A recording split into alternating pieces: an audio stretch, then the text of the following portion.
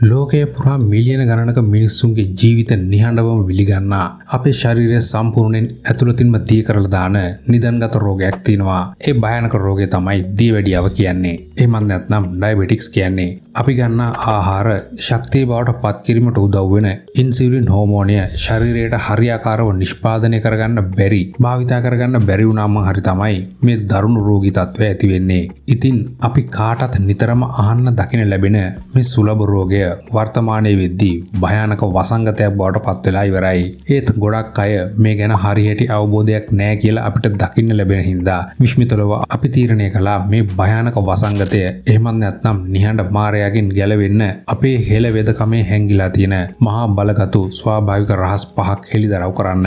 එහෙමනම් වීඩියෝ එකට යන්න කලින් ඔයාලට මතක් කරනවා විශ්මිතලව නාලිකාව subscribe කරන්නත් මේ වගේ වටිනා තොරතුරු ඉක්මනින් දැනගන්න ඒ ළඟම තියෙන bell notification එක on කරලා තියාගන්නත් කියලා. ඉතින් වීඩියෝ එකේ අන්තිම තත්පරය වෙනකම් රැඳිලා ඉන්න හැමෝටම ආරාධනය කරන ගමන් අපි දැන් යමු ඒ බලගතු රහස් පහ ගැන දැනගන්න.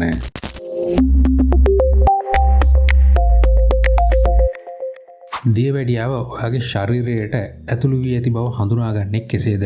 අධික පිපාසය සහ කුසගින්න, නිතර මූත්‍රා කිරීමට සිදුවීම, අධික තෙහෙට්ටුව, පෙනීම නොපැහැදිලි වීම සහ ශරීරයේ ඇතිවන තුවාල සුව වීමට දින ගණන් ගත වීම දියවැඩියාවේ ප්‍රධාන රෝග ලක්ෂණ වෙනවා. වෛද්‍ය විද්‍යාවට අනුව දියවැඩියාවේ ප්‍රධාන කොටස් දෙකක් තියෙනවා. පළමු වර්ගය එහෙමත් නැත්නම් ටයිප් A දියවැඩියාව ඇති වෙන්නේ ශරීරයේ ප්‍රතිශක්තිකරණ පද්ධතිය විසින්ම අග්න්‍යාසයේ ඉන්සියුලින් සෛල විනාශ කිරීම නිසායි. මෙය බොහෝ විට ළමා කාලේදී දකින්න ලැබෙනවා. නමුත් අපිට වැඩිපුර දකින්න ලැබෙන්නේ දෙවෙනි වර්ගය වන ටයිප් 2 දියවැඩියාවයි. වැරදි ආහාර රටාව, තරබාරුකම සහ ව්‍යායාම නොමැතිකම නිසා ශරීරයේ ඉන්සියුලින් වලට ප්‍රතිරෝධයක් දක්වන එක මෙතනදී සිද්ධ වෙනවා. මීට අමතරව පවුලේ කාට හරි දියවැඩියාව තිබුණා නම් ඒ සම්බන්ධ ඉතිහාසය, වයස්ගත වීම වගේම ගර්භණී කාලයේ ඇතිවන දියවැඩියාවත් මේකට හේතු වෙන්න පුළුවන්. සාමාන්‍යයෙන් බටහිර වෛද්‍ය විද්‍යාවේදී රුධිරයේ සීනි මට්ටම පාලනය කරන්න විවිධ බෙහෙත්, ඉන්සියුලින් එන්නත් සහ නිරන්තර රුධිර පරීක්ෂණ නිර්දේශ කරනවා.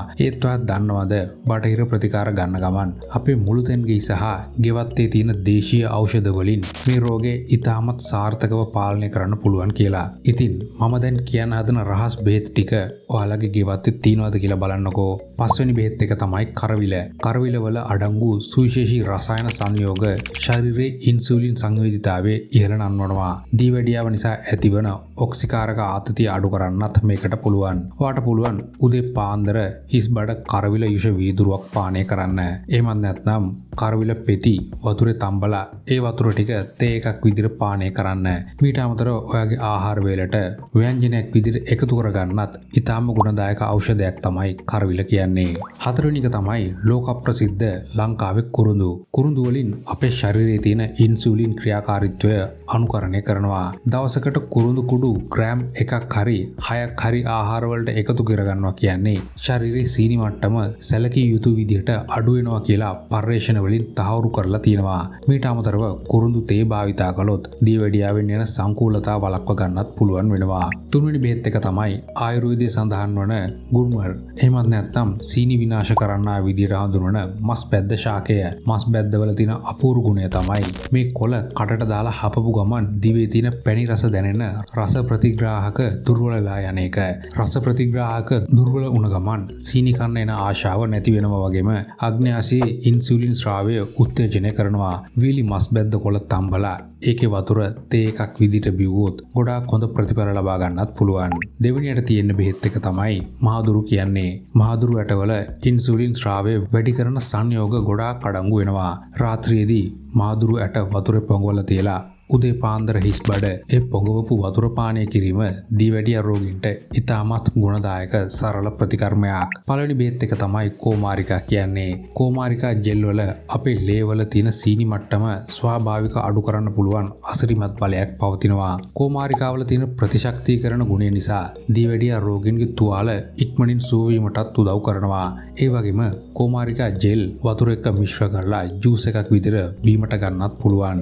මීට අමතරව අපේ දේශීය හෙළවෙදකමේන බෙලිකොළ තේ, නෙල්ලි සහ කොහොඹ කොළ දියවැඩියාව මර්ධනය කරන්න නිතර භාවිතා වන ඖෂධ වෙනවා. නමුත් හොඳින් මතක තියාගන්න මේ ස්වාභාවික ප්‍රතිකාර කොච්චර ගුණදායක වුණත් වත් දැනටමත් ලබා ගන්න බටහිර වෛද්‍ය ඖෂධ හරි ඉන්සුලින් හරි වෛද්‍ය උපදෙස් නැතුව නතර කරන්න නම් එපා. ඔයාගේ වෛද්‍යවරයා එක්ක සාකච්ඡා කරලා නිවැරදි ආහාර පාලනය සහ ව්‍යායාම එක්ක මේ හෙළවෙදකම එන බෙහෙත් දිනපතා භාවිතා කළොත් දියවැඩියාවෙන් තොර නිරෝගී ජීවිතයක් හිමි කරගන්න එක ඔයාට තවදුරටත් සිහිනයක් වෙන්නේ නැහැ. එහෙමනම් දියවැඩියාවෙන් පීඩා විඳින ඔයාගේ යාළුවෙක්, නෑයෙක් නැත්නම් ආදරණීය කෙනෙකුට මේ වටිනා තොරතුරු දැනගන්න වීඩියෝ එක ෂෙයා කරන්න අමතක කරන්න එපා.